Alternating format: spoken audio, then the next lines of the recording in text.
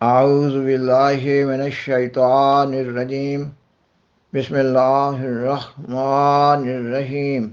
سامعین و ناظرین کرام، السلام علیکم ورحمۃ اللہ وبرکاتہ۔ آغاز اسلام کے بعد سیدنا حضرت محمد صلی اللہ علیہ وسلم مکہ میں 13 سال مکمل کر چکے تھے۔ 14ویں سال کے آغاز میں آپ صلی اللہ علیہ وسلم مکہ سے مدینہ ہجرت کر رہے۔ آپ صلی اللہ علیہ وآلہ وسلم کی ہجرت کے رد عمل میں قریش مکہ نے مدینہ پر حملے کی دھمکیاں دینا شروع کر دیں۔ اللہ تعالیٰ نے آپ صلی اللہ علیہ وسلم کو دفاعی جنگ کی اجازت دے دی، اور پھر آپ صلی اللہ علیہ وسلم اور قریش مکہ کے مابین جنگ بدر، جنگ احد اور جنگ خندق واقع ہوئیں، اور ان جنگوں کے بعد 6 ہجری کو آپ صلی اللہ علیہ وسلم اور قریش مکہ کے مابین حدیبیہ کے مقام پر عارضی طور پر صلح کا معاہدہ ہوا۔ اس معاہدہ کے بعد آپ صلی اللہ علیہ وسلم نے اپنے آپ کو قدر امن کی حالت میں محسوس کرتے ہوئے شاہ روم، شاہ ایران، شاہ مصر اور شاہ حبشہ کو تبلیغی خطوط لکھے اور قبول اسلام کی دعوت دی۔ آج کے پروگرام میں آپ صلی اللہ علیہ وسلم کے شاہ روم کے خط کے سلسلہ میں حدیث کی کتاب صحیح بخاری کی ایک دلچسپ روایت پیش کی جا رہی ہے، اور اس روایت بیان کرنے کا مقصد یہ ہے کہ دکھایا جا سکے کہ شاہ روم پر آپ صلی اللہ علیہ وسلم کی صداقت واضح ہو گئی، مگر وہ ایک طاقتور بادشاہ ہونے کے باوجود اپنے درباریوں اور علماء وقت کے سامنے عاجز آ گئے۔ اس سے یہ نتیجہ نکلتا ہے کہ الہی سلسلوں کے آغاز کے وقت صداقت کو قبول کرنا انتہائی مشکل امر ہوا کرتا ہے۔ سامعین و ناظرین کرام، جب آپ صلی اللہ علیہ وسلم کا خط شاہ روم کو ملا تو انہوں نے اپنے درباریوں سے کہا کہ شہر میں جائیں اور آپ صلی اللہ علیہ وسلم کے دیش سے آنے والے کسی شخص کو لے کر آویں۔ قریش مکہ کے تجارتی قافلے اپنے نزدیک ملکوں میں تجارت کے لیے جایا کرتے تھے۔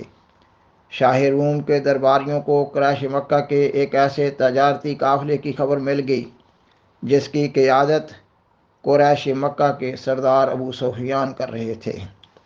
شاہ روم کے درباری اس قافلے کے افراد کو شاہ روم کے پاس لے گئے۔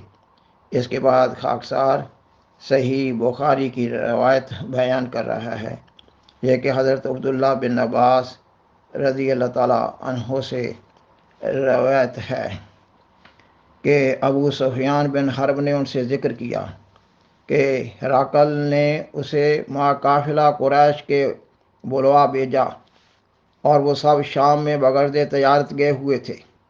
یہ اس زمانہ کا واقعہ ہے جب کہ رسول اللہ صلی اللہ علیہ وسلم نے ابو سفیان اور منکرین قریش کے ساتھ میعادی صلح کی ہوئی تھی۔ وہ اس کے پاس آئے اور وہ بیت المقدس میں تھا۔ اس نے انہیں اپنی مجلس میں بلوایا، اور اس وقت اس کے ارد گرد رومی رؤساء موجود تھے۔ ہرقل نے ان کو آگے بلایا اور اپنے ترجمان کو بھی بلایا۔ اس نے پوچھا کہ رشتہ میں تم میں سے کون زیادہ قریبی ہے اس شخص کا جو کہتا ہے کہ وہ نبی ہے؟ ابو سفیان کہتے تھے کہ میں نے کہا، ان لوگوں میں سے میں رشتہ میں زیادہ قریبی ہوں۔ اس پر اس نے کہا، اس کو میرے نزدیک کرو اور اس کے ساتھیوں کو بھی قریب کرو، اور انہیں اس کی پیٹھ کے پیچھے رکھو۔ پھر اس نے اپنے ترجمان سے کہا، انہیں کہہ دو کہ میں اس سے اس شخص کے متعلق دریافت کرنے لگا ہوں، اس لیے یہ اگر مجھ سے جھوٹ بولے تو تم اسے جھٹلا دینا۔ ابو سفیان کہتے تھے، بخدا اگر مجھے اس بات کی شرم نہ ہوتی کہ وہ میرے متعلق چرچا کریں گے کہ جھوٹ بولا تھا، تو ضرور میں حضرت صلی اللہ علیہ وسلم کے متعلق جھوٹ بولتا۔ اس کے بعد سب سے پہلا سوال جو اس نے مجھ سے کیا وہ یہ تھا کہ اس کا خاندان کیسا ہے۔ میں نے کہا ہم میں وہ عالی خاندان ہے۔ اس نے کہا تو کیا اس سے پہلے بھی تم میں سے کسی نے یہ دعویٰ کیا؟ میں نے کہا نہیں۔ اس نے کہا کیا اس کے آباء و اجداد میں سے کوئی بادشاہ بھی ہوا؟ میں نے کہا نہیں۔ اس نے کہا آیا لوگوں میں سے بڑے اس کے پیرو ہوئے ہیں یا کمزور؟ میں نے کہا بڑے نہیں بلکہ کمزور۔ اس نے کہا کیا وہ بڑھ رہے ہیں یا گھٹ رہے ہیں؟ میں نے کہا گھٹ نہیں رہے بلکہ وہ بڑھ رہے ہیں۔ اس نے کہا تو کیا ان میں سے کوئی اس کے دین میں داخل ہونے کے بعد پھر اس کے دین سے بیزار ہو کر مرتد بھی ہو جاتا ہے؟ میں نے کہا نہیں۔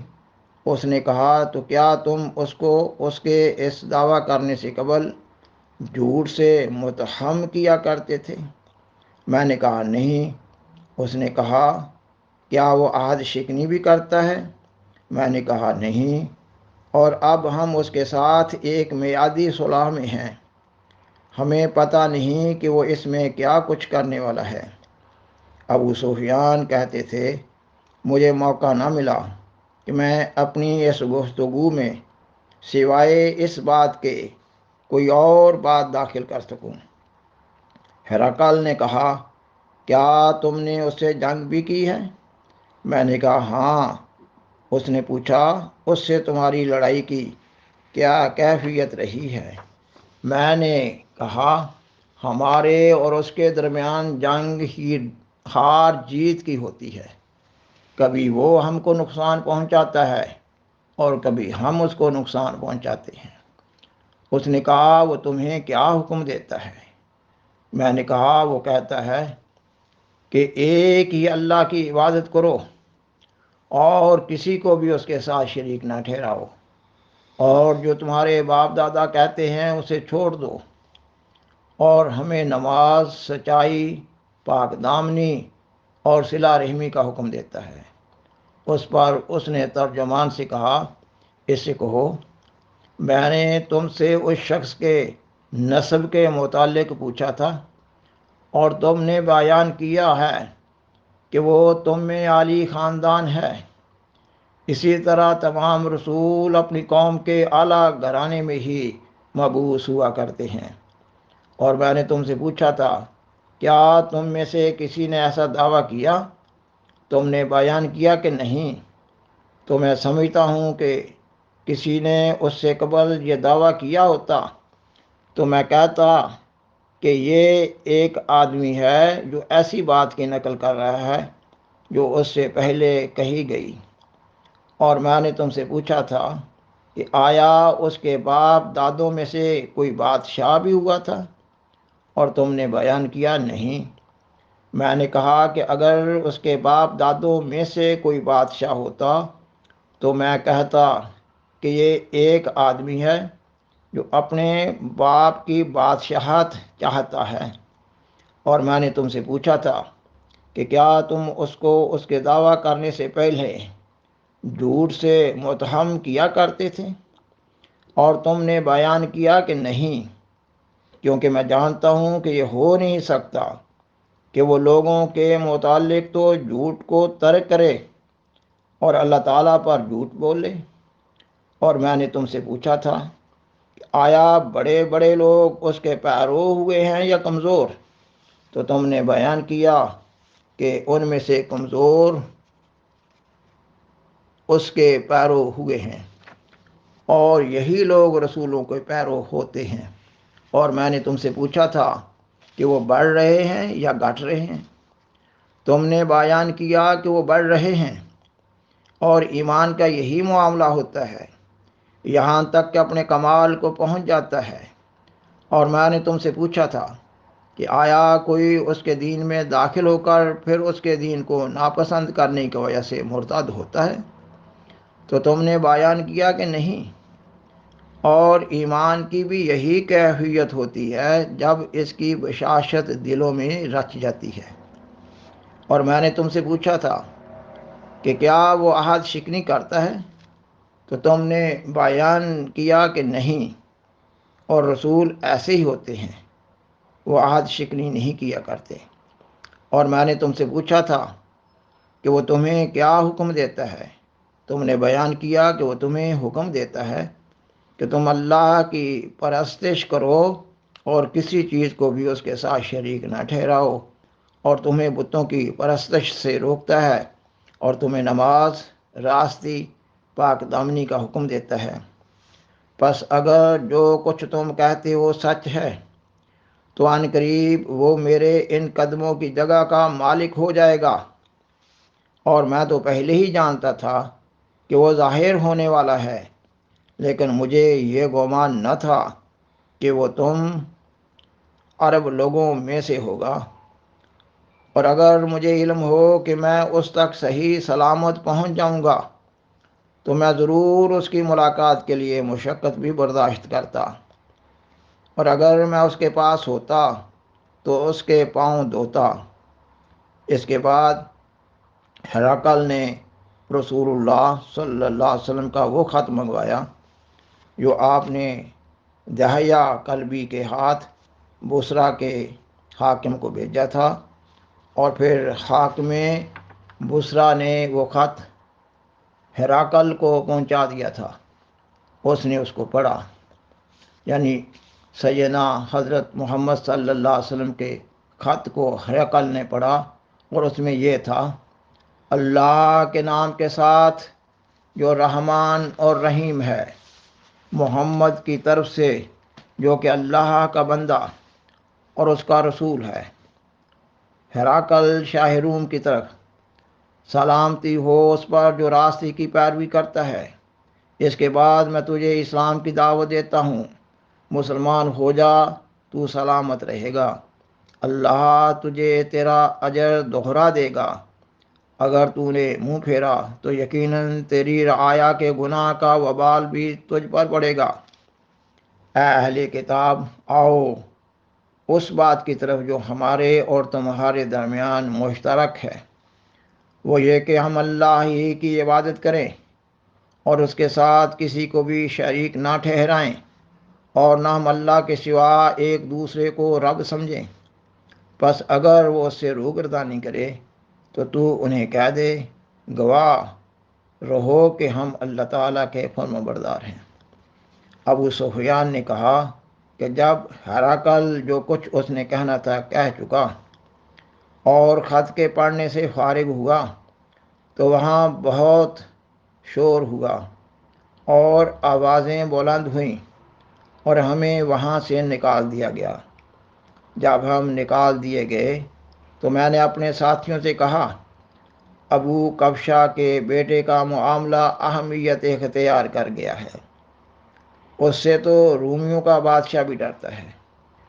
اور مجھے اس وقت سے یقین ہو گیا تھا کہ آپ صلی اللہ علیہ وسلم ضرور غالب ہو جائیں گے، یہاں تک کہ یہ وقت آیا جب خود اللہ نے اسلام کو مجھ میں لا داخل کیا، اور ابن ناطور جو کہ بیت المقدس کا حاکم اور ہرقل کا دوست تھا، شام کے عیسائیوں کا بشپ تھا، وہ بیان کرتا تھا کہ ہرقل جب بیت المقدس میں آیا تو ایک دن جو صبح اٹھا، اس کی طبیعت نہایت اداس تھی۔ اس کے کسی بطریق نے کہا، یعنی فوجی جرنیل نے اس سے کہا، ہم آپ کے چہرہ کو متغیر پاتے ہیں۔ ابن ناطور کہتا تھا، ہرقل علم نجوم کا بہت ماہر تھا، ستاروں کو دیکھ کر حوادث کا پتہ لگایا کرتا تھا۔ اس لیے جب انہوں نے اس سے پوچھا تو اس نے ان سے کہا کہ آج رات جب میں نے ستاروں میں غور کیا تو میں نے ختنہ کرنے والوں کے بادشاہ کو خواب میں دیکھا کہ وہ ظاہر ہو گیا ہے۔ سو اس ملک کے لوگوں میں سے کون ختنہ کرتا ہے؟ انہوں نے کہا، سوائے یہود کے کوئی ختنہ نہیں کرتا، اور ان کی حالت آپ کو فکر میں نہ ڈالے۔ آپ اپنے علاقہ میں احکام جاری کریں کہ اس میں جو یہودی ہیں ان کو مار ڈالیں۔ ابھی وہ اسی مشورے میں ہی تھے کہ ہراکل کے پاس ایک آدمی لایا گیا جس کو غسان کے بادشاہ نے بھیجا تھا تاکہ وہ رسول اللہ صلی اللہ علیہ وسلم کا حال بتلائے۔ جب ہراکل اس سے دریافت کر چکا تو اس نے کہا، جاؤ دیکھو آیا وہ مختون ہے یا نہیں، یعنی اس شخص کا ختنہ کیا ہوا یا نہیں۔ اس پر انہوں نے اسے دیکھا اور ہراکل کو بتلایا کہ وہ مختون ہے، اور اس سے عربوں کے متعلق پوچھا تو اس نے کہا وہ لوگ ختنہ کرتے ہیں۔ تب ہراکل نے کہا، تو پھر وہ بادشاہ جو میں نے خواب میں دیکھا اسی قوم کا ہے؟ وہ تو ظاہر ہو چکا۔ اس کے بعد ہراکل نے اپنے ایک دوست کو جو روم میں تھا اور علم میں اس کا ہم پایا تھا اس کے متعلق لکھا، اور ہراکل نے ہمس کی طرف کوچ کیا، اور ابھی ہمس سے گیا نہیں تھا کہ اس کو اس کے دوست کا خط ملا کہ وہ نبی صلی اللہ علیہ وسلم کے ظاہر ہو جانے کے متعلق اس سے متفق ہے، اور یہ کہ وہ یقیناً نبی ہیں۔ اس پر ہراکل نے سرداران روم کو ہمس میں اپنے ایک محل میں اکٹھا ہونے کے لیے فرمان جاری کیا، اور جب وہ آگے تو حکم دیا کہ دروازے مقفل کر دیے جاویں۔